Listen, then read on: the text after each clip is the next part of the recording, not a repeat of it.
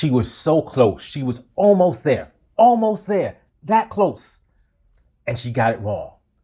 Welcome to Escaping the Echo Chamber. We're going to react to the opening statement of the mother of a survivor from the Buffalo shooting.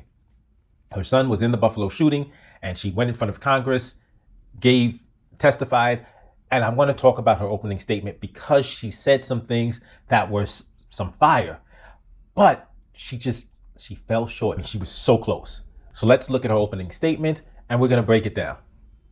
Zaire, Goodman, my son, or as I like to call him, the kid, was shot and injured by a domestic terrorist on Saturday, May 14, 2022, at the Tops grocery store where he was an employee in a historically Black community on Jefferson Avenue in Buffalo, New York. Zaire, the kid, is now a 21-year-old man. He's pure joy. He's everything that is good in this world.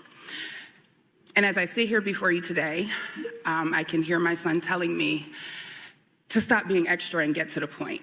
I was going to tell you all a bunch of fluffy, funny stories about Zaire, but I have a message. So I'll get to the point.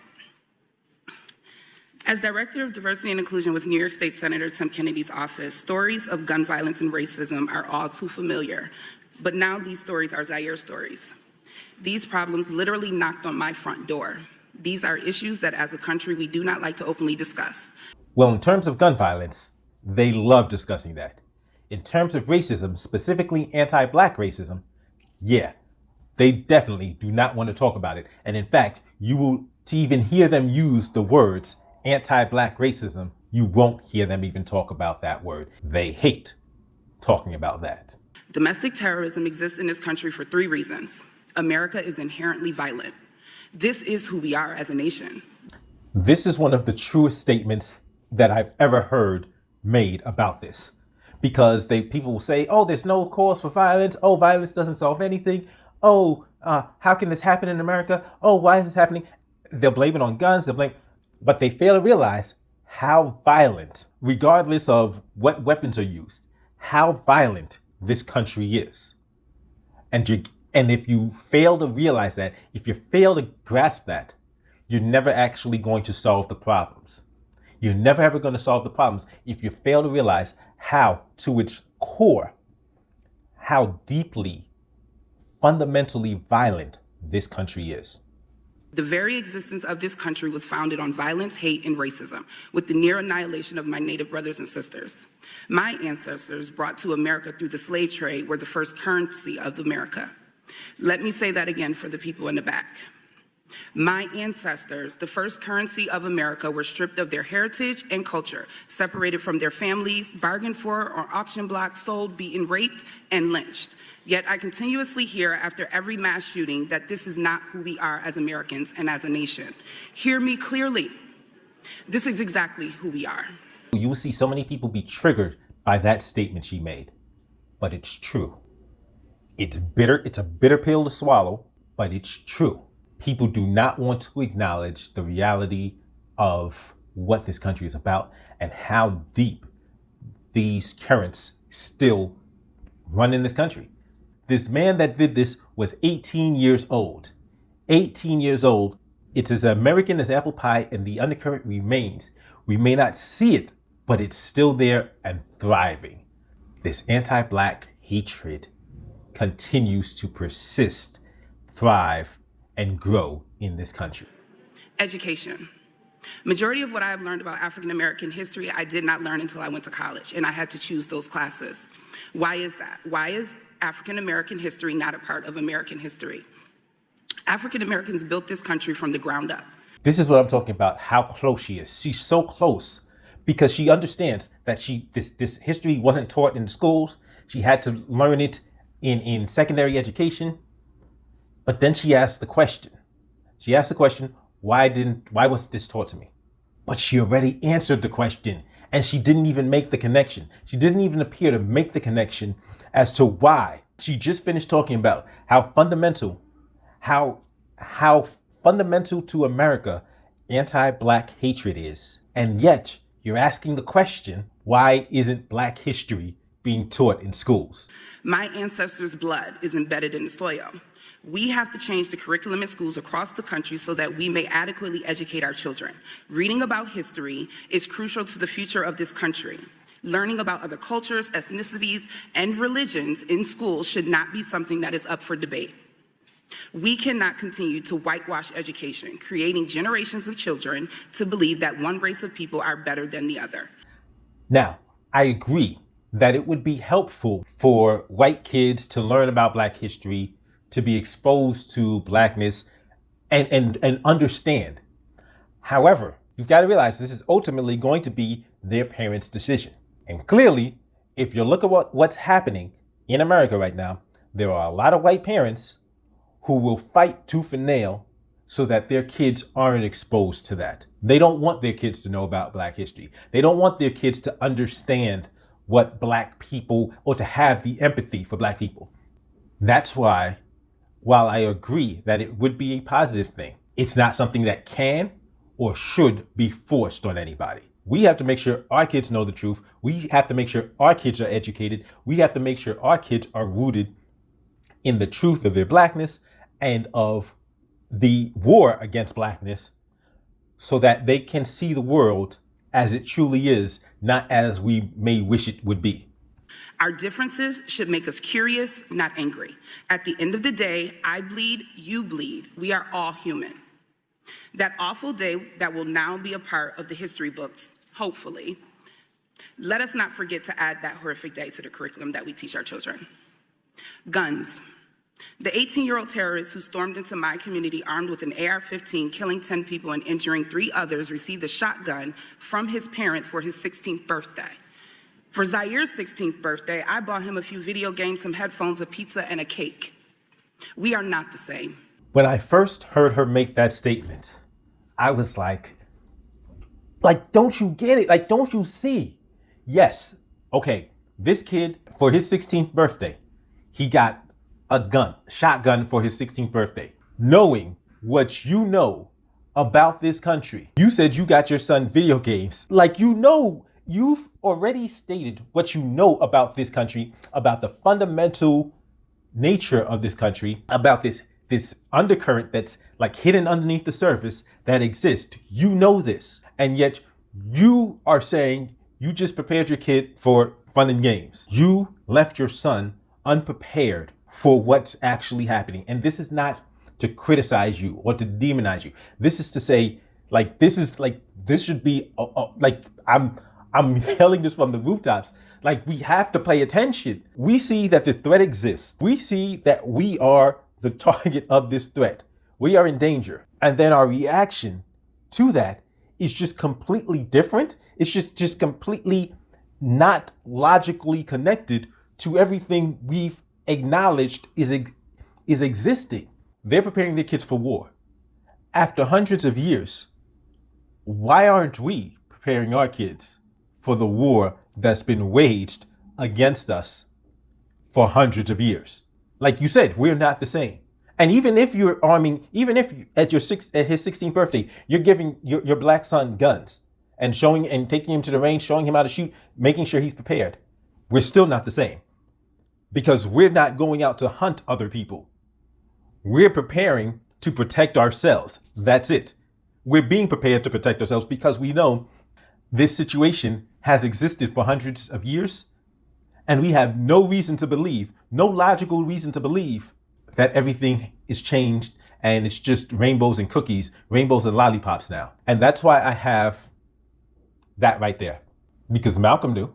How did we forget? And we have to stop letting these people who are telling us to forget about this, we have to stop listening to them. How and why? And what in the world is wrong with this country? Children should not be armed with weapons. Parents who provide their children with guns should be held accountable. Black children should be armed with weapons. Black children should be schooled and trained in how to use weapons, how to store weapons safely, effectively, competently, because we know Black children are in danger. We know this.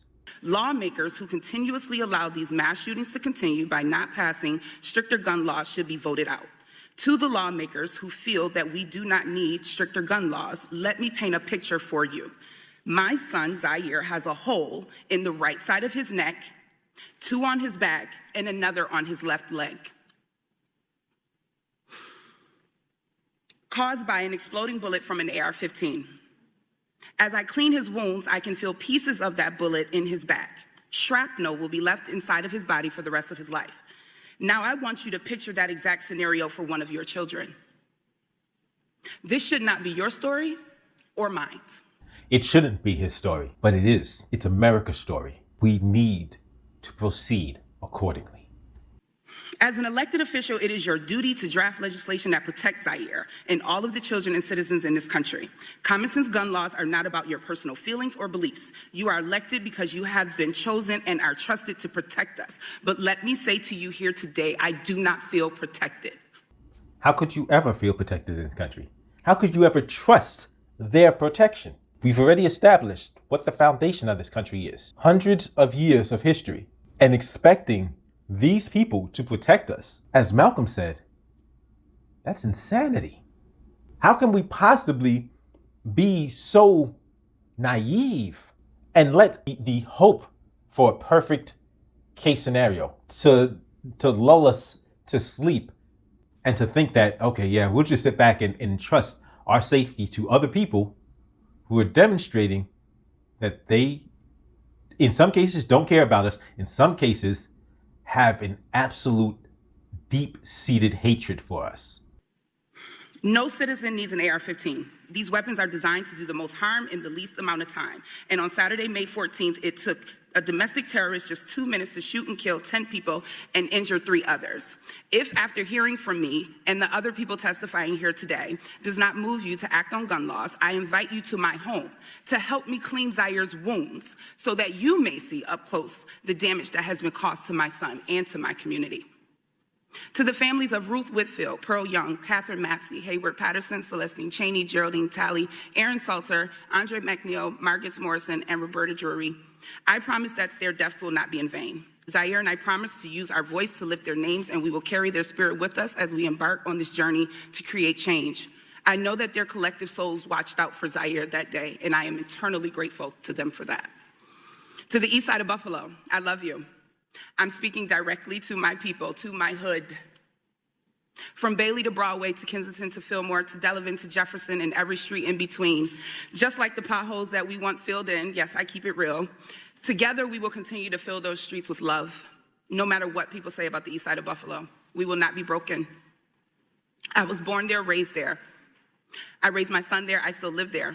And I do the majority of my professional work on the east side of Buffalo. I vow to you today that everywhere I go, I will make sure that the people hear the real stories of our people. For too long, our community has been neglected and starved of the resources that we so greatly need. I promise that I will not stop pushing for more resources to be funneled into the east side of Buffalo. Each and every person that lives within that community, we are family. Not a perfect community, but I know that we are love. To the greater Buffalo area, to everyone from around the country and the world who have reached out and loved on us.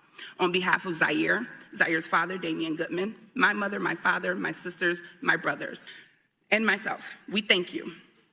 We thank you for all of your thoughts and your prayers. Thank you for all of the love and support you have shown us during this difficult time.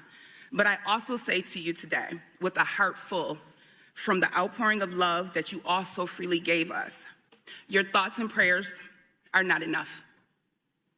We need you to stand with us in the days, weeks, months, and years to come, and be ready to go to work and help us to create the change that this country so desperately needs. And I will end with a quote from Charles Bloom in his book, The Devil We Know. Race, as we have come to understand it, is a fiction, but racism, as we have come to live it, is a fact. The point here is not to impose a new racial hierarchy, but to remove an existing one. After centuries of waiting for white majorities to overturn white supremacy, it is to me that it has fallen to Black people to do it themselves. And I stand at the ready. Zaire, this is for you, kid. Happy birthday. It falls down to this. It boils down to this. She made so much sense. She had so much power. And number one, I'm glad that despite the loss of life, I'm glad that her son is alive, that she didn't lose her son that day. I wish none of those 10 people lost their lives. I wish that attack didn't happen. I'm glad the sister is here. Her son is alive. She still has her son in life. That's a beautiful thing. And she hit so many important points. She made so many great points. And like I said, almost there, almost there. It was like right there on the precipice of understanding. Because her ending with that it will be up to black people. Yes, absolutely. But the problem isn't ending white supremacy. In other words, black people cannot view it as a worthwhile use of energy to try to make white people love and respect us. That can't be it. That can't be our focus. There will be white people who will. Awesome. Great. But there are plenty of white people who will not love us, who will not respect us, who do not love us, who do not respect us, who actively despise us, hate us, and want to do us harm. Controlling what they feel isn't our job. Protecting ourselves for if they decide to act on these feelings, that is our job.